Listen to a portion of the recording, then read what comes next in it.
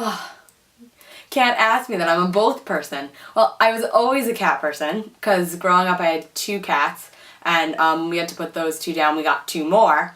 But then like a year ago we got a dog and I love her more than I ever thought I would. So, I mean, the dog is more stressful. I always get nervous like taking her to the park or like even letting her loose in the backyard. I'm like, what if she digs a hole and gets out? Like cats, at least they stay inside, or mind you at least, so it's a little less stressful, but I love them both. I don't really like many people's animals that aren't mine. I have a couple of friends who's like, they have dogs that I love, and I've known, especially the ones that I've known since I was little, and like, but I don't like dogs that come over and slobber and jump on you, but I also don't like other people's cats, so I think I like cats and dogs, but only when they're mine, and I'm used to them.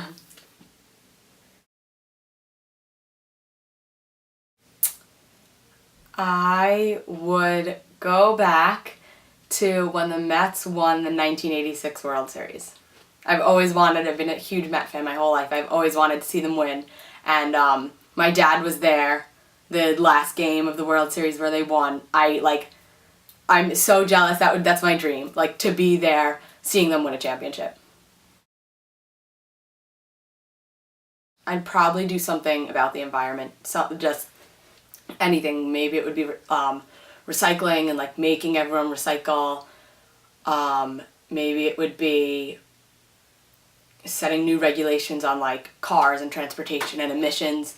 Just something, because I feel like that's something we have a lot of control over, what waste we produce and what we make, and if it's harming our environment that much, something needs to be done. I would say figure out what you want. Oh, no, in my head it was 6. Hold on.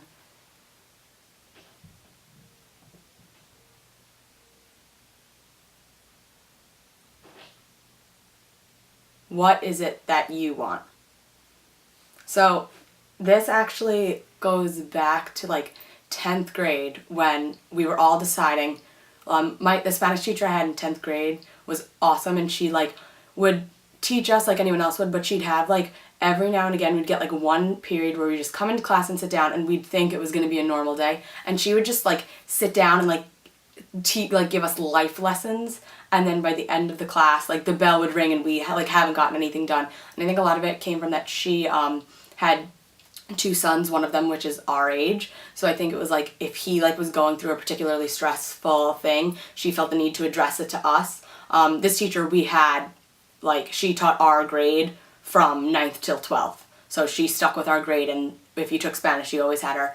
So she like, so it was around the time where we had to decide for 11th grade what APs we wanted to take, and like at that point we could pick anything. There were tons, and some people were overloading and some people like were not taking any. So she like sat us down and she's like, what you need to do is like, you all need to figure out what it is that you want. She's like, don't think about what the school wants or what your teachers want for you or what your parents want for you or what anyone else wants for you, because in the end it's your life, and if you're not happy with the decision that you made, then why make that decision at all if you're not going to be happy with it? So she really made us all think, like, forget about everyone else for a second. Just think about you. Think about if no one else cared what you did, what do you actually want to do?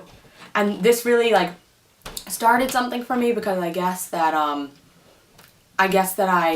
at first only took it to mean, like, big decisions, like how many APs do I want to take? Do I want to load up on 7, or do I want to like play it safe with 2 or 3? But then I like kind of incorporated it into everyday life. Like, what do I want to do? Every day I could do, especially like the beginning of the summer when you have like all this time off, you could do different things. You can go to the mall, you can go to the movies, you can sit at home, you can walk your dog, you can go for a run. So many different things. So instead of thinking, you know what, I think this person may want me to do that, or I think he would rather me go do that instead, I think it's more of like just sitting down and thinking for a second, like stopping the craziness and saying, if this decision was mine, nobody else cared, what, like, look inside and see what is it that you want to do. Moodle. we have the Blackboard system at school, which is like all the teachers put your grades up, you can scroll through and see it. And I was describing it to one of my friends that goes to another school, and she's like, oh, well, my school's too cheap for Blackboard, so we have Moodle. And I was like, what's a Moodle? And it's like the same thing, but I just thought that was like the cutest name for it. Moodle? Like, I almost want to like name something Moodle. It's so cute. I guess it would be, and this could sound a little bad, I guess it would be to not take anything too seriously. I mean, I guess maybe that applies more to me than someone, because I'm an overly stressed, overly neurotic. I take everything seriously. Everything is the end of the world. So maybe not for the people who don't take anything seriously. I mean, this may not apply to them, but that you should try your hardest, you should do as best as you can, but if you've done the best you can and you've tried and you don't get exactly what you were hoping for, don't take it too seriously. You know, it's one thing that happened, you'll get over it. It's one little thing on a path of much bigger things. Basically not to let one little incident deter you from doing something you've wanted or stand in your way. And of course, you can always be a little upset about something, but not to really let it, like, get to you and, like, it's digging a hole deep inside you that you're like, I will never be able to overcome this that just happened. I think communication. I think, I mean, some people, I guess it kind of goes on based on family, too, where you see the big generation gap, because I know some of my friends see it with their parents, like they are nothing like their parents, they're completely different. For me, it's more the generation above, it's with the grandparents. I think it's more of nowadays, like everything is talked about. At least in my family, you can feel free to talk about whatever you want, no matter like how controversial or hot the topic is.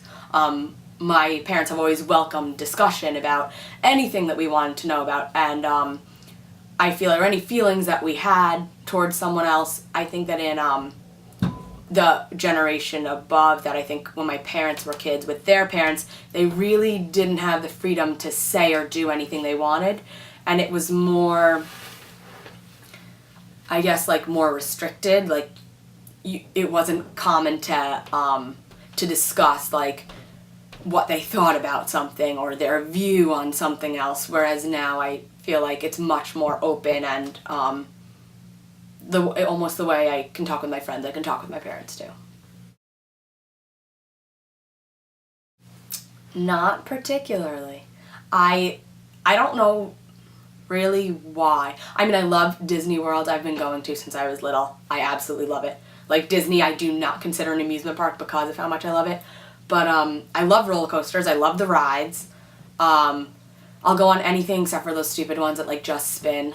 Or like something that just drops you from, like, okay, like, make a story, like Tower of Terror, okay, there's a nice story, it's like a family, and yeah, like, they died in an elevator, but, like, at least there's something before they just, like, you don't get on the ride, they bring you up and then drop you, and then bring you up and then drop you, and it's not one of those things where, like, you sit on there, like, this ride is just going to spin. Like, a roller coaster that spins, that's fine, like, I love roller coasters, but, if I could, I guess it just comes down to, like, if I could pick something to do on a certain day, just the thought of being, I guess it comes from camp. I've been every year for camp, we went to a minimum of 2 amusement parks every year over the summer. So it was over 7 weeks, we went to 2 amusement parks, and just, it was so hot, and like everyone's dehydrated and like sweating, and you're walking around an amusement park and you're like waiting on hour-long lines. I guess like I do enjoy it when I'm there, but if I could pick a way to spend a day and do anything I wanted, I probably wouldn't go to an amusement park.